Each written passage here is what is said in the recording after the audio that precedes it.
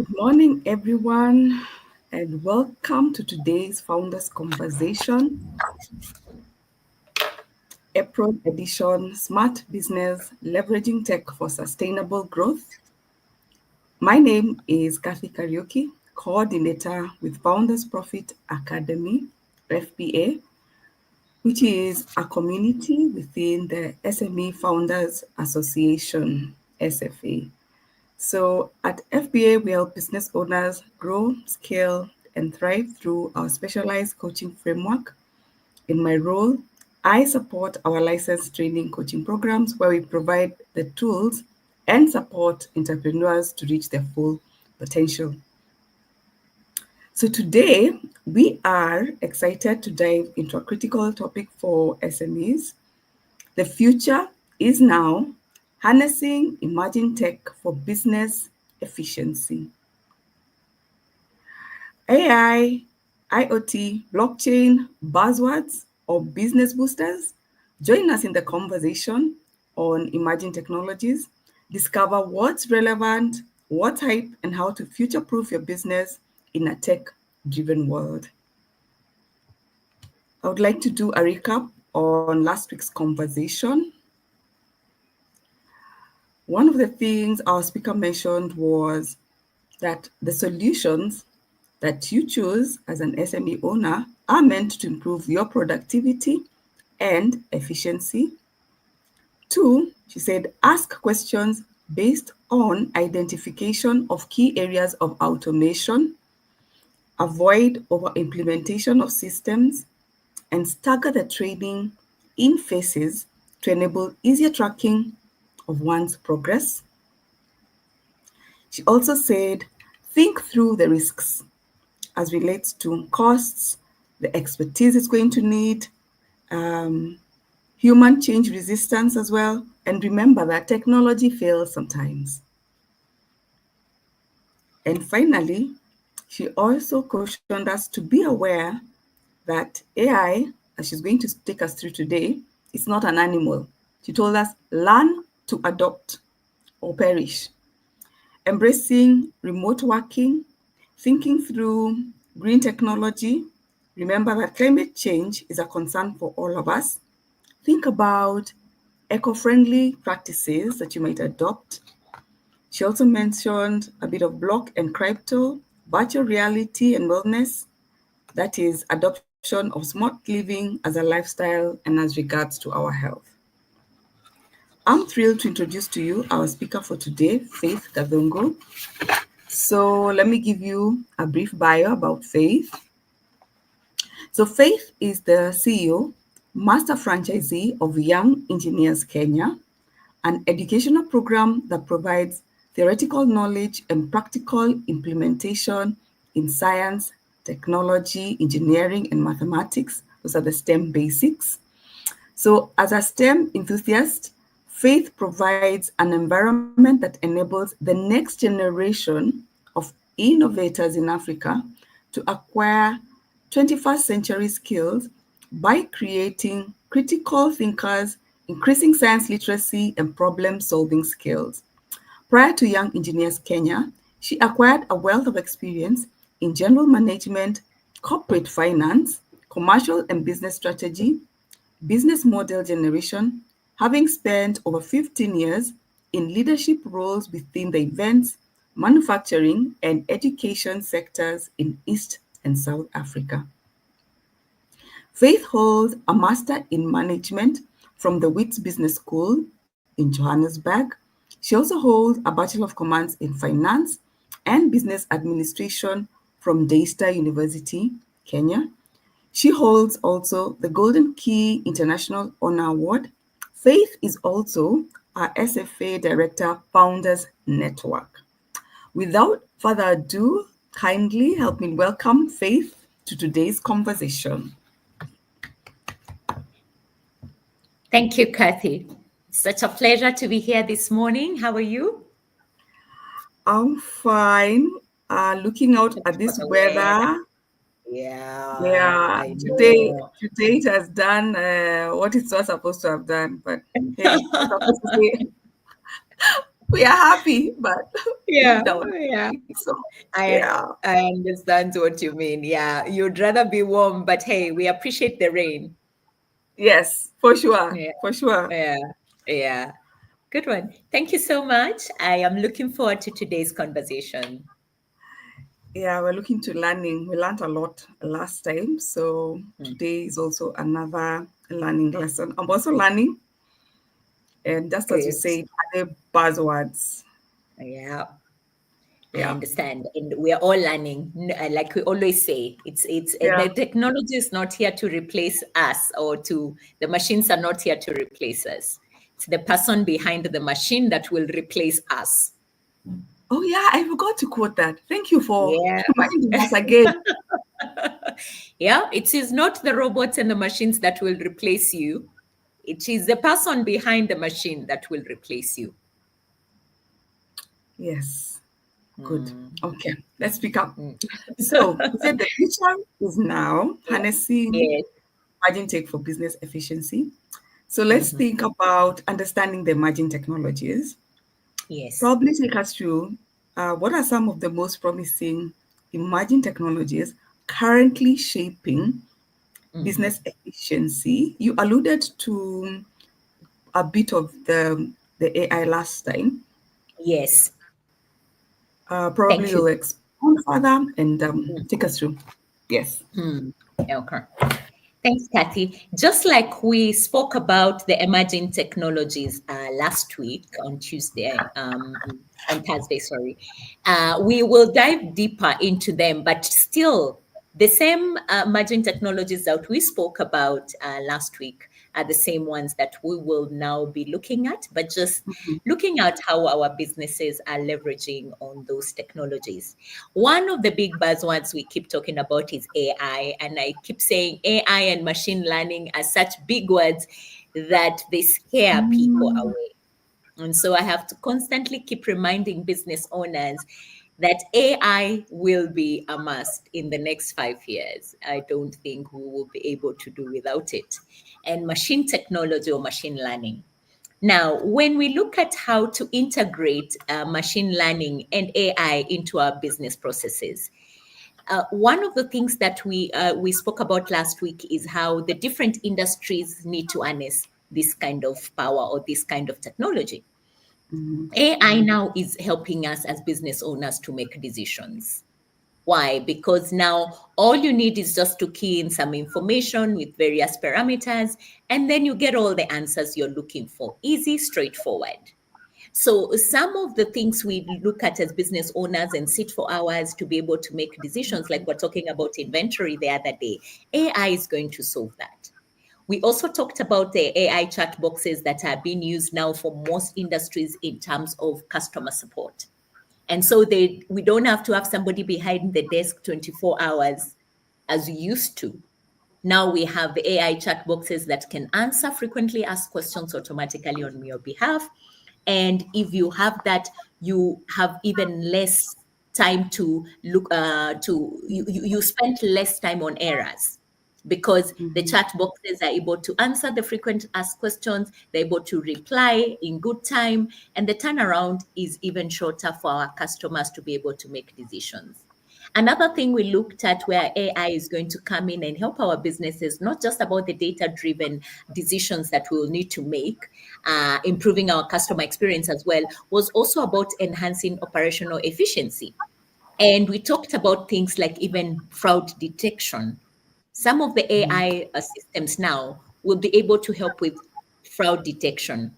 Yesterday, I was talking to a lady who is into online data privacy, and AI will be a mhm, very useful tool for such a business owner who does mhm, cybersecurity or who does data online mhm, privacy. We were talking about the young learners because that's where my space is, where we deal with the young learners in schools. mhm, And that's a big deal because you can see our children are very exposed to the internet now. And we need to be able to protect them from being bullied online. So mhm, that's where mhm, cybersecurity comes in. And so, for such a business owner, they have to use certain tools in order to be able to run that kind of a business efficiently. And even as they give the same product to their customers, They need to be able to incorporate AI tools in order for that machine to be effective. So we are not going to be able to run away from this kind of emerging technology. Looking at another emerging technology is robotic process automation. I know it always sounds like such a big word and very confusing. Everyone just thinks, what is all this? Sounds so big. Yeah. So, for the layman's language, these are just tools that help with the data entry. You know, before we used to key in on our laptops data one, especially those who are in accounting and finance. I mean, Yeah. the process of data entry is so long, and invoice processing is so long because of how you have to key in all these one by one figures. And the errors, especially when a human being is keying letters or even numbers, the Yeah. errors of omission are so big. And sometimes it's just a zero that can make such a big difference. A zero can make a million instead of 1,000 bob. You see? So Yeah. it's such errors for data entry that this robotic process automation is able to help. It increases accuracy. The customer queries, it's easier to be able to respond, like I say. So it reduces also the manual effort for us as business owners, and it cuts down on those operational costs of having manual entries. That means you're employing more people. So you're employing fewer staff to be able to do these entries. And therefore, even the accuracy is better because it improves on accuracy. It also frees up your employees from to do other valuable tasks. So they are not only doing the data entry work, which is quite tedious. Okay, so that's in a nutshell is what robotic process automation does. Blockchain technology is another emerging technology which we spoke about. And when we talked about people, especially business owners who are in supply chain, and this is a big one because it helps with the supply chain management. We also talked about how it helps with security, transparency, and it's easy to trace. You see, it's easy to trace information. It's easy to go back and trace information, especially for the people that are in supply chain management. In case a contract goes wrong, or in case somebody skipped something and you didn't follow the due process, it's easy. And also now we have very little time in terms of doing contracts.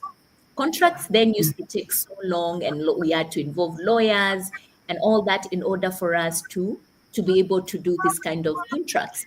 Now we can find contracts online, and you can actually create a contract online for your business that is just suitable for your business. All you need to do is just ask the system to give certain parameters that are suitable for your business. And therefore, it's easier now to do those transactions. You reduce the cost of your lawyers, you reduce also the cost of the fact that you don't understand lawyer language. So the back and forth to ask for explanation, it reduces on that time. So, what has blockchain technology done? It has helped to reduce fraud, it has streamlined most people's operations, and it also improves trust. Because when you're doing a transaction online, you need to have that level of trust that this transaction from end to end will actually receive your product or it will be delivered to your customer. And therefore, these kind of tools, the blockchain technology, is helping to also build that kind of trust. Remember those days, Kathy, where you order product online, you're not sure whether you've been scammed, you're not sure whether it will land at your desk or your home. And sometimes customers would pay and the product never gets to where they're supposed to be. A lot of scam uh, projects, or a lot of people being scammed or by businesses that were not even legit. So that's what blockchain technology is helping to build those kind of trust, because a system like that, you know, you can trust it. Another thing is the 5G technology. That is what we are currently using, a 5G technology. If you remember when we were doing 4G technology, I don't know if you remember how the speeds were on your phone when you're on the internet using the 4G technology. Now we're on 5G. The communication speeds are at another level. The data transfer now it's at another level. So it's become more reliable for connectivity. And also, if you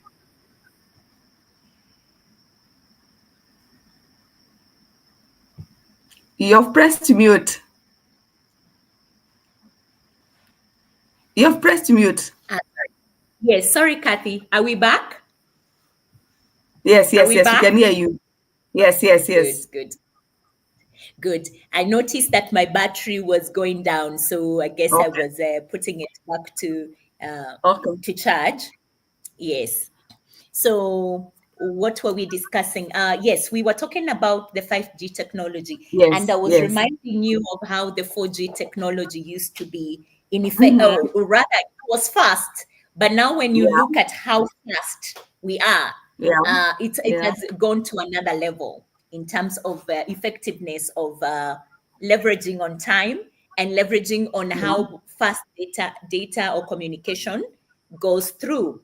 So real-time decisions now can be made online because of the 5G technology.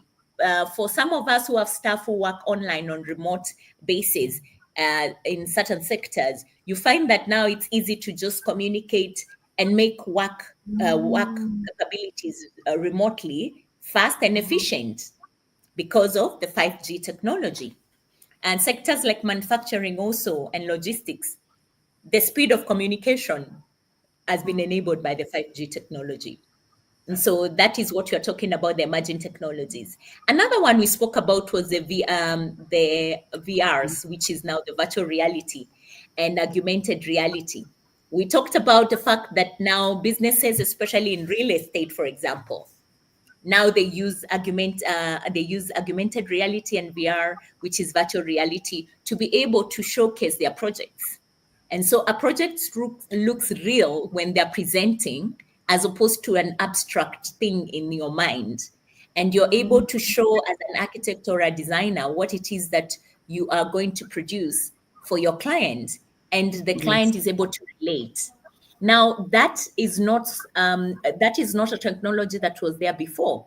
Now you can see that even with that virtual reality, product design has become better.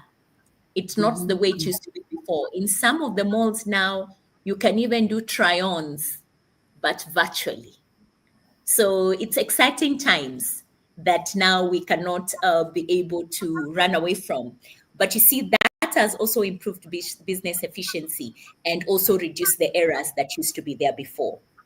Another one we spoke about was the Internet of Things, where we said businesses now, especially those we spoke about in smart buildings. Now, you see, buildings nowadays have a lot of, they use a lot of technology to monitor for security, for example. Manufacturing is able to monitor how systems are running on a remote control, and also in other remote assistance, in many businesses now you will find that you can sit in your office, Kathy, and you can be able to check even what is going on in your office in Mombasa or your office in Kisumu because of this kind of realities. And you can be able to see what hasn't been done. People, for example, who are in the automation industry, they're even able to check mileage for cars that probably have a fleet of vehicles, say the truck drivers. They have a fleet of vehicles that transport from one area to another.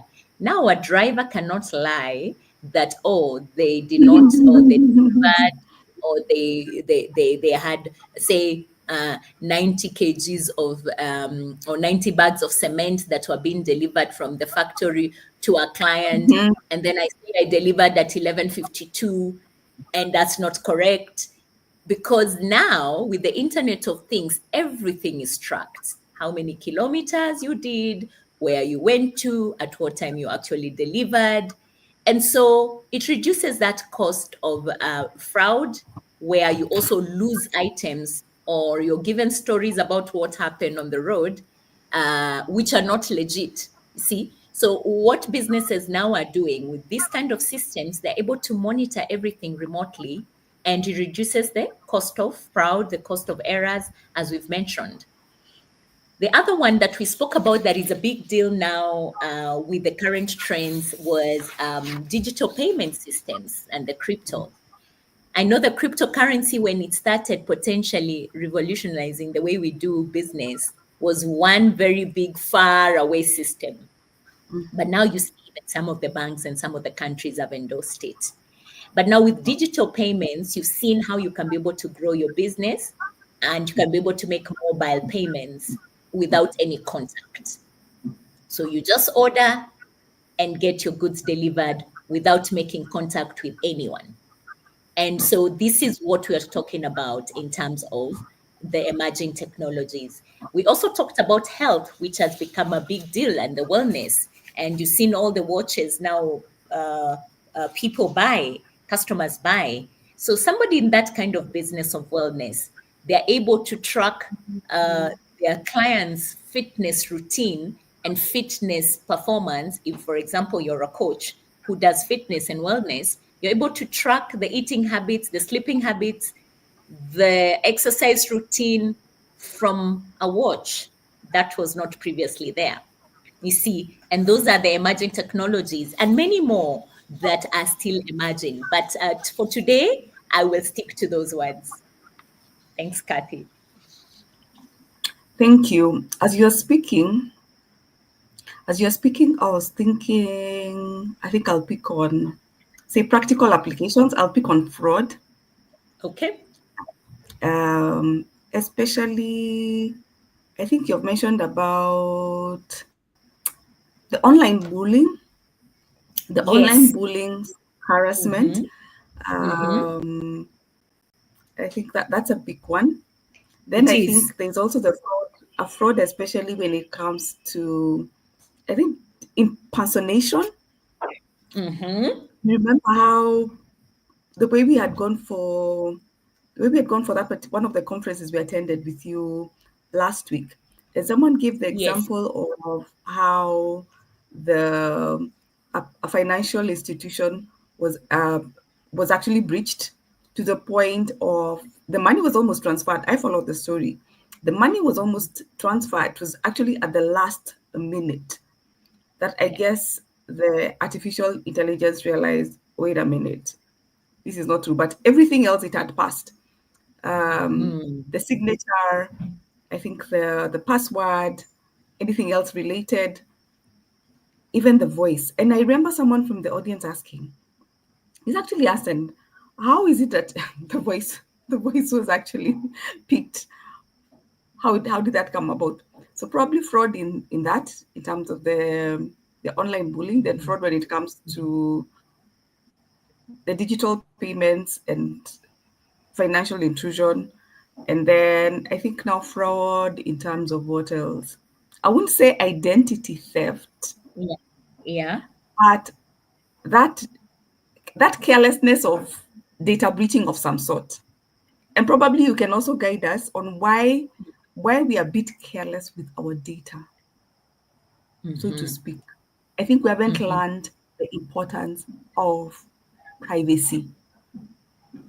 Take it away. Thank you. So let me talk about the fraud. I remember that case, and of course, with the banks and all these systems of payments, and that's why AI has come in to help us reduce the kind of fraud. I think a few years ago, you noticed even with the banks, it was very easy for you as a customer to receive an SMS, you tap into it or a link, and it is fraud. And if you've not experienced, I know so many people personally who've experienced fraud through their phone, even a phone call, and somebody saying they're from Safaricom, they tell you just key in this number, blah, blah, blah, and immediately you do it, your money is taken away. So what AI has done is put tools in order to be able to cap that or to be able to stop that from happening. Now, it may not be 100%, but at least it is 99%, you know, because of course there could be a smart person who also knows how to harness the tools of technology and can be able to, on the back, be able to do what they need to do to also take the money away or create a system that can also be able to do the fraud, because AI is doing the positive things, but also you have the smart people, especially you used to hear about hackers some time ago. They're hackers. These are very smart people, by the way, that can hack into any system of technology. They figure out how it works and they're able to hack it and create another system that will do the direct opposite. And so, of course, there's that side. But when you talk about the payments, and I remember that story, it's the fraud. These systems now we have, the tools now we have, are able to detect such fraud and such inefficiencies. One thing about voice recording, like you mentioned, my children were telling me this other day, because when you call Safaricom, you put your voice recording in order for you. I don't know if you've done that, but I've done that, where you Not put your yet. voice, done that, where you put, where when you call for them to identify who you are, you don't need to say all these personal details. You just have Ah, your voice recorded, and all you repeat is, at my Safaricom, this is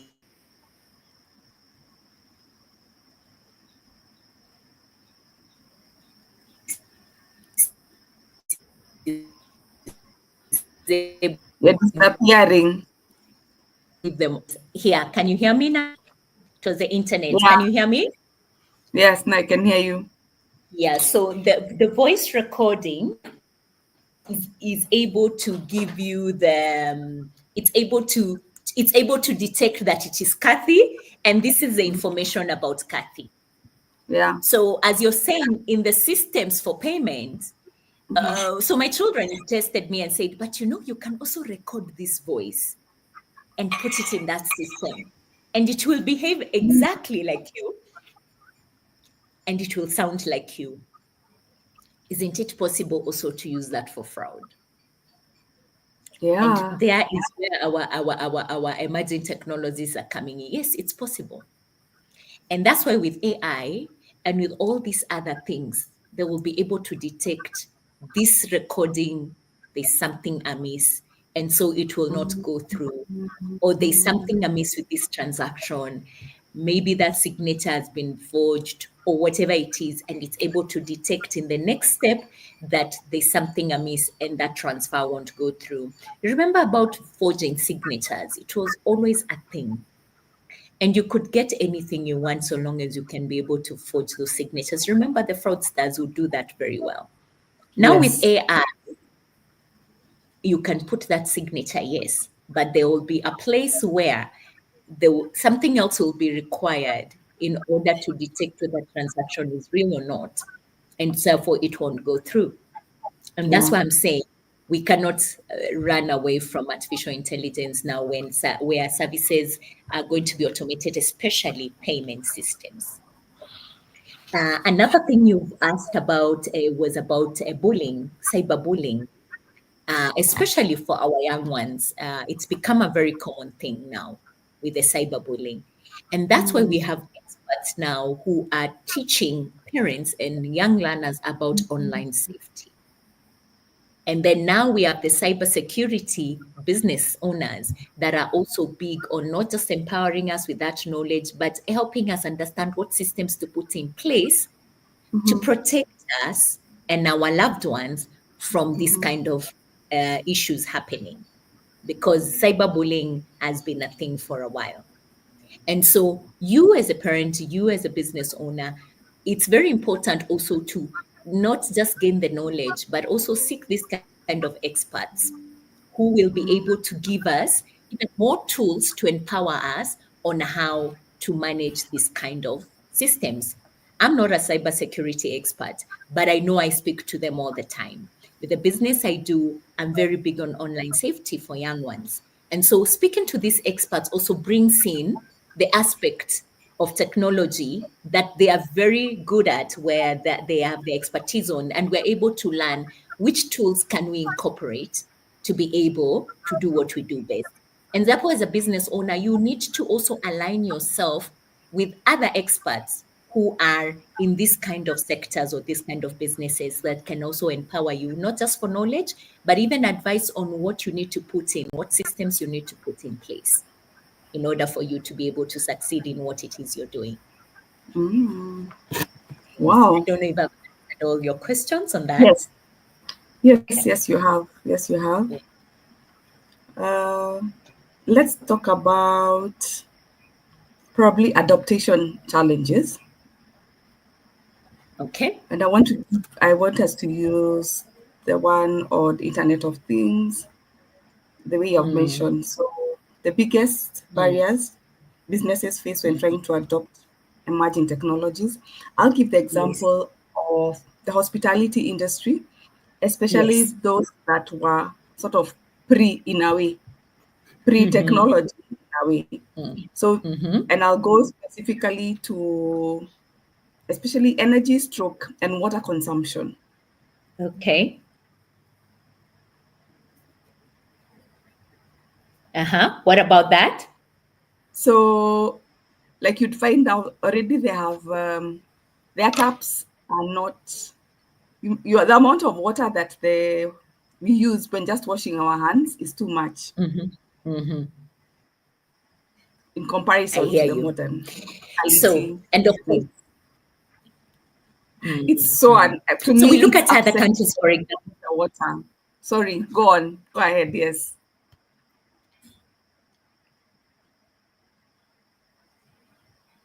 Oh, yeah. Internet is now misbehaving. I'm back, Kathy. Sorry, I'm back. Mm-hmm. Yeah. The internet today is very unstable. I don't know what's happening. Yeah. Go ahead.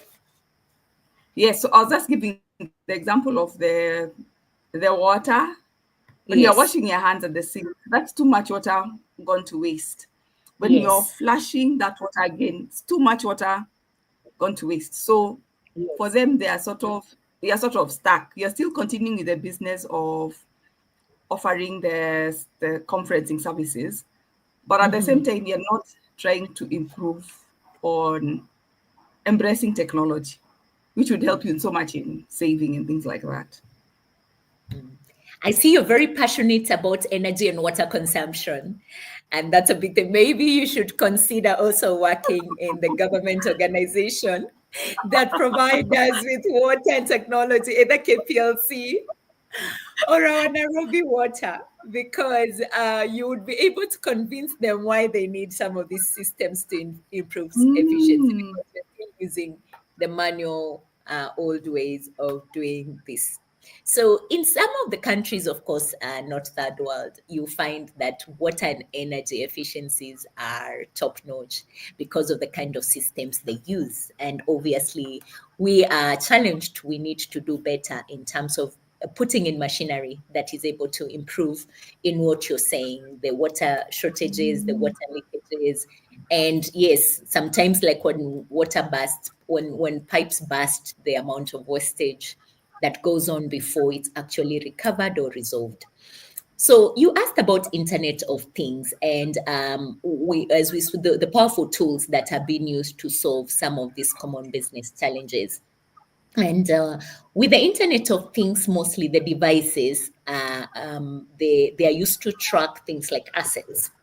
So when you talk about Internet of Things, it's, for example, asset management and monitoring is what you are talking about when you talked about inventory, machineries, and vehicles. So people who are like in the automation industry, people who deal with stock. The other day we were talking about inventory management with you, and with certain big machineries, especially in manufacturing.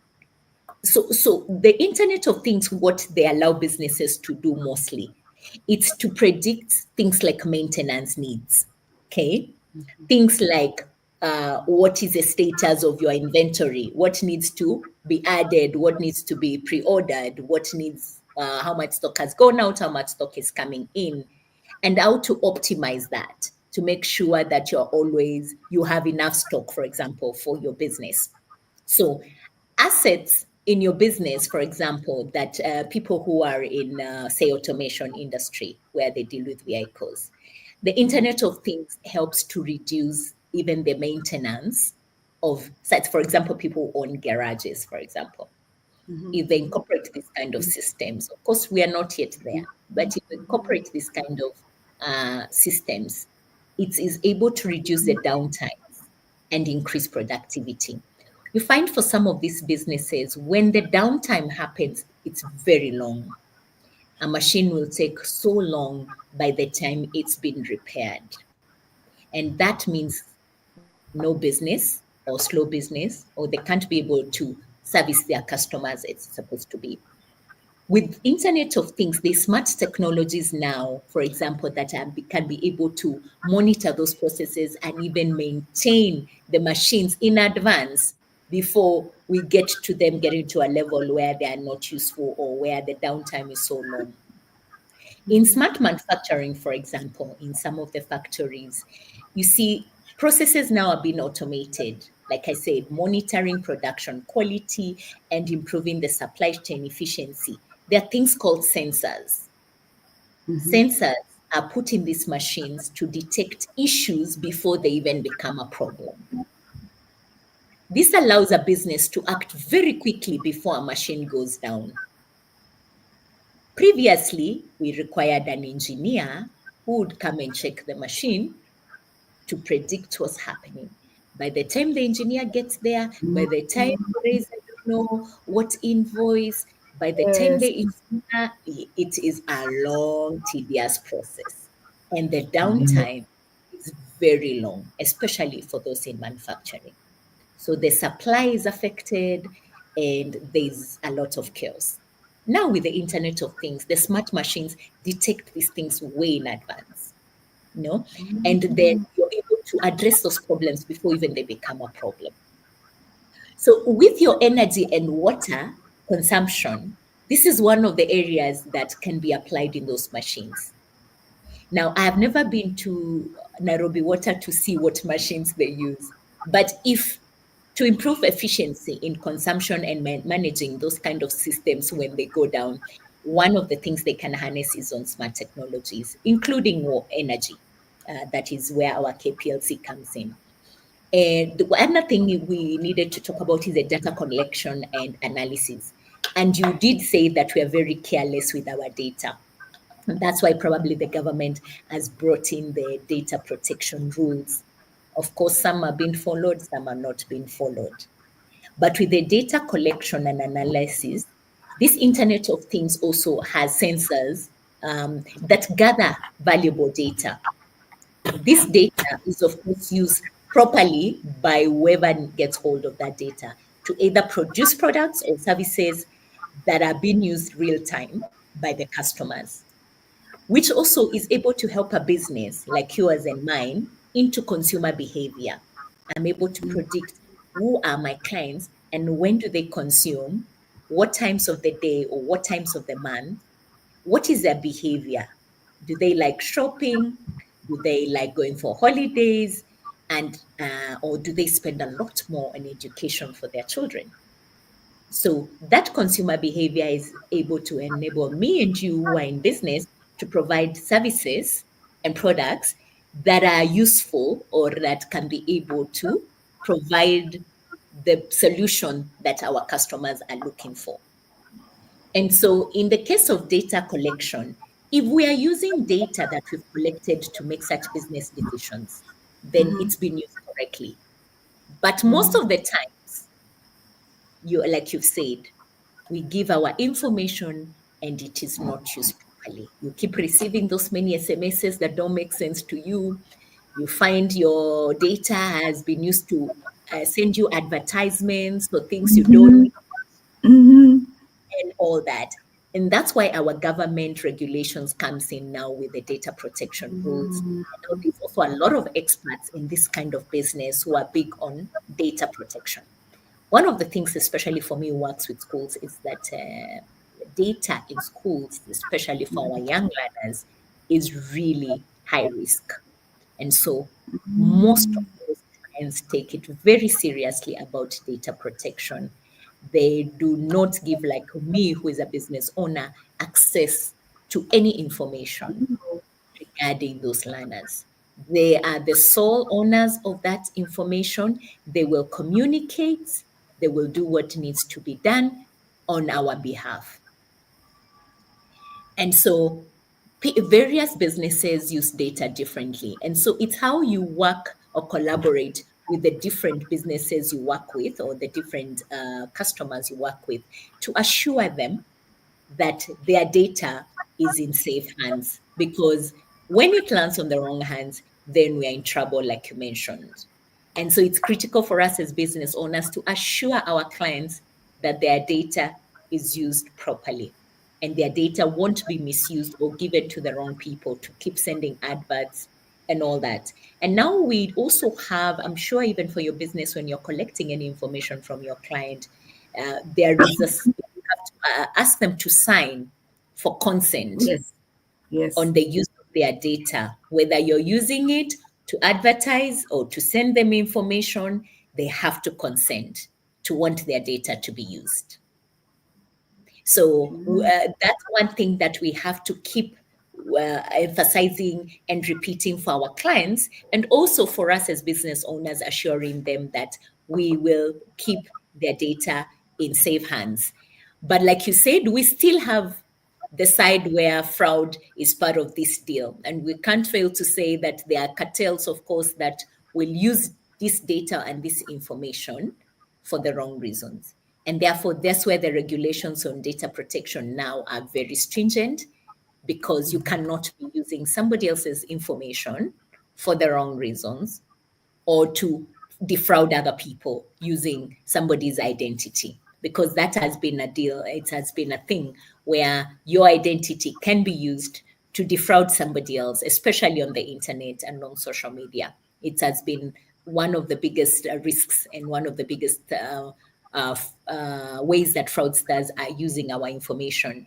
And you, as a consumer, you have to also protect yourself by only sharing your information to the places where you feel comfortable first, and they show you proof that your information is only for either marketing or only for advertising or only for sending you the information you require, because you also have a right to say no to sharing your information to anyone that you feel I don't need your adverts, or I do not need this information to go to anyone else apart from I need to purchase this. So you do not require any extra information from me for me to make this purchase.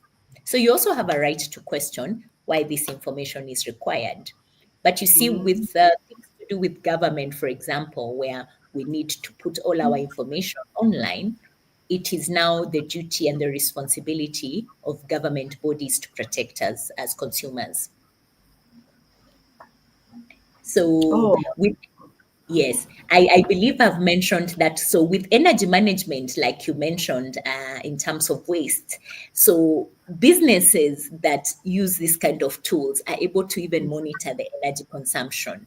We're able to reduce the costs you're talking about and the environmental impact, which is now a big deal, on using these tools for Internet of Things. So if these tools are applied in terms of the smart devices being used now to monitor all this, whether it's consumption, whether it is operation, whether it's maintenance, we can be able to say in the future, the world will be a better place, because there will be more productivity and there will be a lot of reduced, there will be more efficiencies, because there will be less wastage, as you mentioned.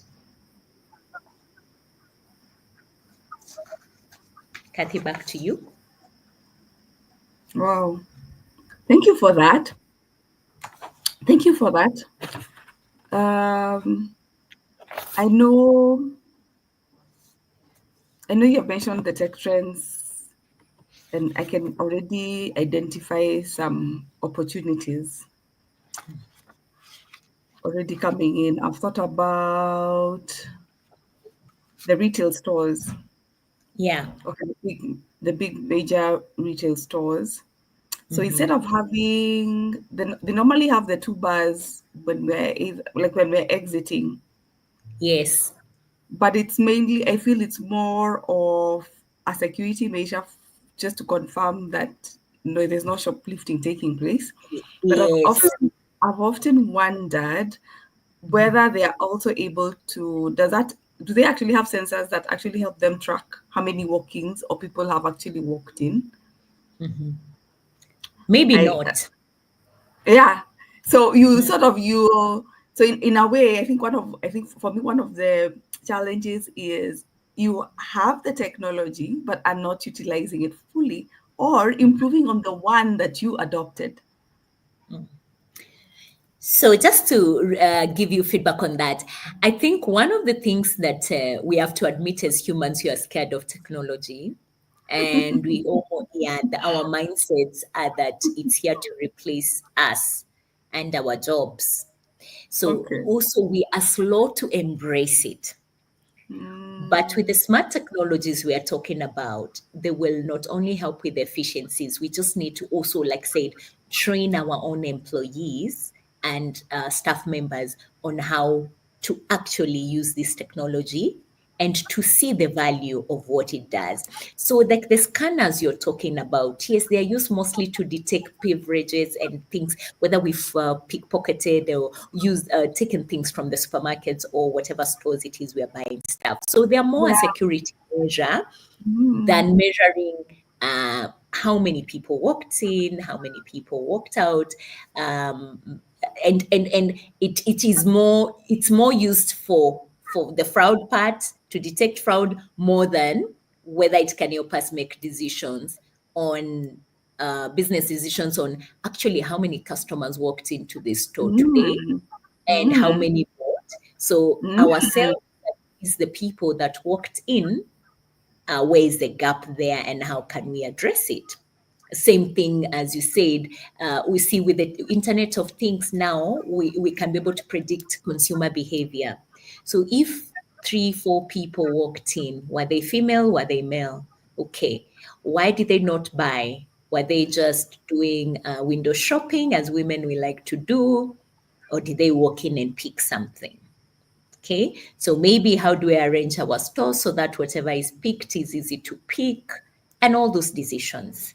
So with yeah. smart technologies, those are the decisions that help business owners be able to improve on their sales and increase their efficiencies, because they're able to determine consumer behavior, like you're saying. But you see, previously we did not do that, and also with even the salespeople we have in our, maybe the stores that for those businesses in retail, Yeah. Yeah.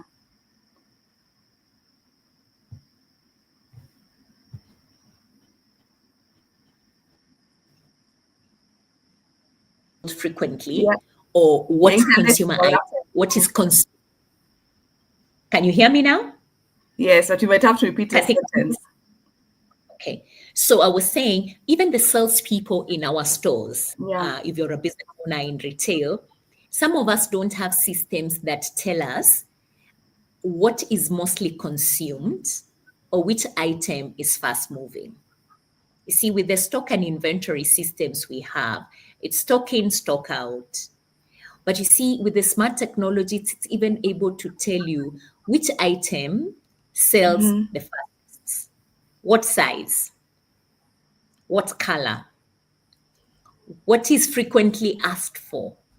And therefore, Mm-hmm. as a business owner, you're able to actually restock that item more often, or even have more shelves with this item, such that you don't run out of stock as fast, because you constantly keep it, because you're able to monitor that stock in, stock out. You're able to monitor this item is fast moving, and in a week or two, this stock item needs to be replenished.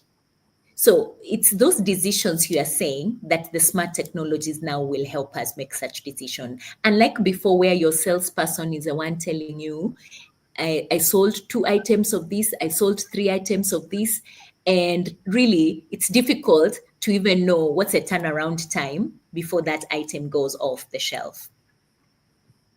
So just to Okay. respond to what you're saying in terms of our systems, we have to improve on them, because what we have, like you said, we are more about security and fraud, as opposed to how to even be able to improve our businesses in terms of efficiency and even restocking, especially with the retail stores and all that.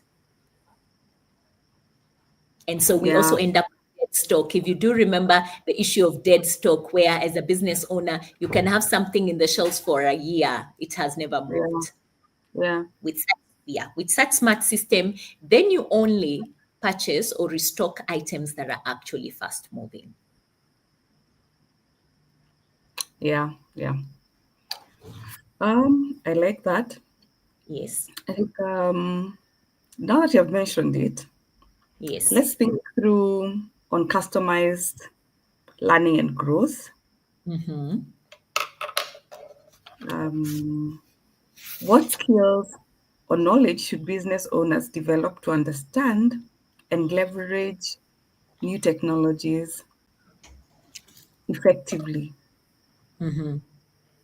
So, to effectively understand and leverage on new technologies, business owners have to shift their focus in developing a combination of technical, strategic, soft skills.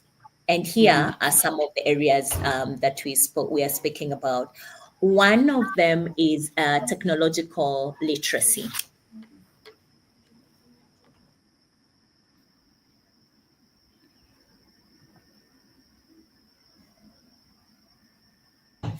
Apologies about that. One of them is the technical literacy.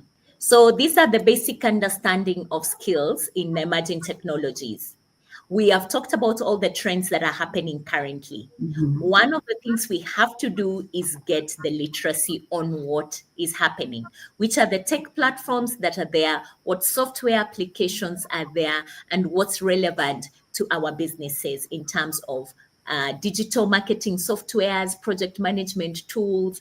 What systems do we need to incorporate in our businesses? We've just spoken about cybersecurity awareness, Yeah. knowledge of these data protection tools we are talking about, and how to protect our assets. In Mhm. understanding all this, we have to have technical literacy. Whether it is Yes. your staff or it is you as a business owner, it is important to just understand the basics. And then we have data analytics and interpretation. In data analytics and interpretation, we've just spoken about how our decisions are data driven in order to make smart business decisions, like sales trends, like our customer behaviors, like our website analysis, to make informed decisions. So, for us as business owners, we have to also have experts or people in our teams that can be able to help us to track these KPIs. So to do this data analysis, you as a business owner, you don't have to understand data analysis and interpretation, but you can have somebody who is an expert who can be Mm. able to interpret those for you. Even when you do your digital advertising online, social media, for example, I do that for Yeah. my business.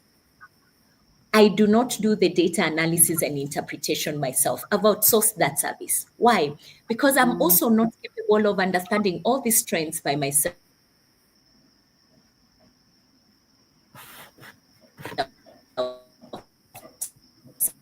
Why you're not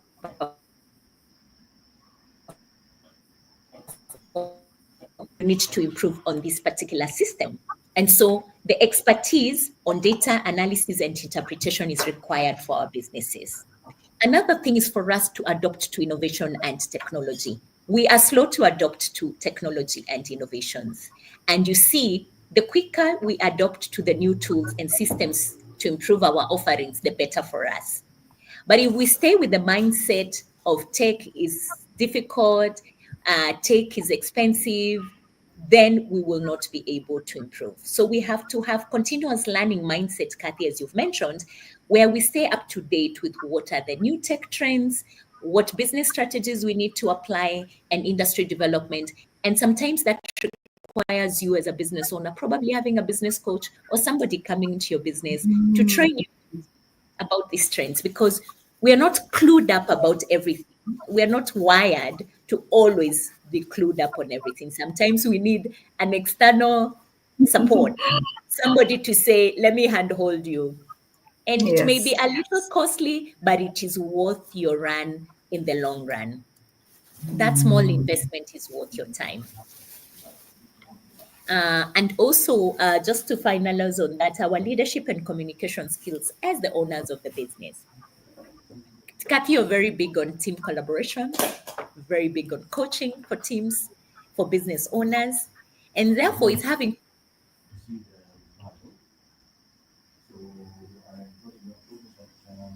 Oh, we have lost you. and work with professionals. Are we back? Yes, but you'll Are have we to back? repeat Yes. the whole Yeah, sentence. Yes, but repeat the yes. whole Oh, sentence. that's fine. Today my Safaricom is misbehaving. My bad. So I was saying teamwork. I was talking about leadership Mhm. and communication skills. As a business owner, those are tools you must have. And that's why we have coaches like yourself that teach us on leadership in business. That's why we have spaces and organizations like Toastmasters and other coaches that teach us on communication skills. These are very important because as much as we are leaders of our businesses, you need to be able to lead a team, and you need to be able sometimes to even lead tech professionals who are helping you to improve on your business. You have external vendors, you have external communication, you have people who are non-technical in terms of the skills they offer to your business. So it's important also for us as leaders in our businesses to be able to learn about leadership and about how to communicate effectively. Because with the changes and transitions that are happening now with tech, you find that every time there's a new disruption, like now AI is a new interruption, Yeah. everyone does it, we don't know what to do even ourselves, you know. And so these interruptions, that's why as business owners we have also to continually go out there and seek leadership and communication skills, not just for us but also to be able to communicate the same to our teams. Because the gains for technology, as much as they are big and they're good, many times you have to have a buy-in from your team. Now, if you don't communicate effectively as a leader, your team will not have a buy-in, and therefore you will continue to struggle with the challenges of continually keeping your business effective. So it is very important that we keep those trends going, and it's very important for us to continuously keep learning. Wow. Mm. Thank you very much. I like the Yes. last part. I like the last part when you've talked about leadership and actually building up on your skills so that you're actually able to communicate the objectives of why you are running a particular project and able to communicate in the languages that the techies and the non-techies are able to collaborate and deliver results that are effective and run the business better. So I like that part. And the Uh, last one, Kathy, is about networking. You see, that's what we do uh, at SFA. That's a big yes, deal. The networking and these partnerships, you see, for me and you to meet, it's the yes, networking and the partnerships we've built at SFA. So it's yes, also looking for those opportunities to be able to network and partner with other people that can help your businesses grow. Because what you do, Kathy, is not what I do. And your skill sets are needed by my business. My skill sets are needed by your business. So it's sure, also working together. sure. Well, Thank you. thank you, Faith, for that insightful conversation, and thank you all for your presence. And that brings us to the end of this week's Founders Conversation, powered by SME Founders Association, where we connect entrepreneurs and professionals to money, markets, and mentors. Joining us is easy. Simply visit our website and become a partner for just 5,000 shillings, which unlocks access to valuable learning and networking opportunities. I've been your host, Catherine Karaoke. Until next Thursday, for more insights and strategies on being tech driven in business sustainability, we look forward to having you again. Thank you and have a good day.